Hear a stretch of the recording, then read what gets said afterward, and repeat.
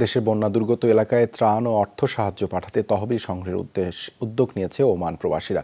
Bangladesh social club ওমানের উদ্যোগে শুরু হয়েছে কার্যক্রম। ওমানে নিযুক্ত বাংলাদেশের রাষ্ট্রদূতের নির্দেশনায় প্রধান উপদেষ্টা ত্রাণ তহবিলে এই অর্থ পাঠানো হবে বলে জানান ক্লাবের কর্মকর্তারা।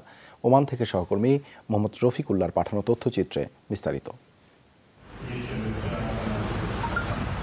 প্রায় ৮ লাখেরও বেশি প্রবাসী বাংলাদেশির বাস ওমানে। দেশের দুর্যোগকালীন অবস্থায় সাহায্যের হাত বাড়িয়ে দিচ্ছে তারাও। বন্যায় ক্ষতিগ্রস্ত মানুষের পুনর্বাসনের লক্ষ্যে নিজ নিজ জায়গা থেকে সাধ্যমতো এগিয়ে আসছেন তারা। বন্যার পরে এই সময়টাতে পয়সার খুব বেশি দরকার।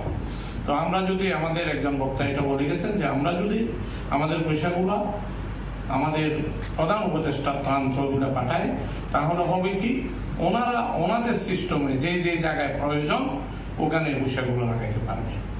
শনিবার মাস্কাটের একটি হোটেলে বাংলাদেশ সোশ্যাল ক্লাব ওমানের উদ্যোগে একটি মতবিনিময় সভার আয়োজন করা হয়। লক্ষ্য বন্যা দুর্গতদের জন্য তহবিল সংগ্রহ।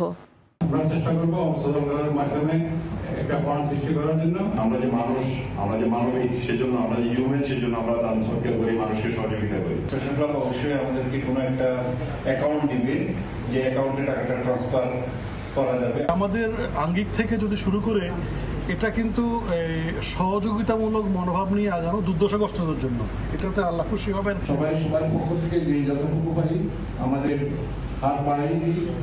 এবারের বন্যায় ক্ষতিগ্রস্তদের পাশে দাঁড়ানোর অনন্য উদাহরণ সৃষ্টি করেছে মানুষ। এতে পিছিয়ে নেই প্রবাসীরাও। তাদের আশা, সবার সম্মিলিত চেষ্টায় আবারও ঘুরে দাঁড়াবে বাংলাদেশ।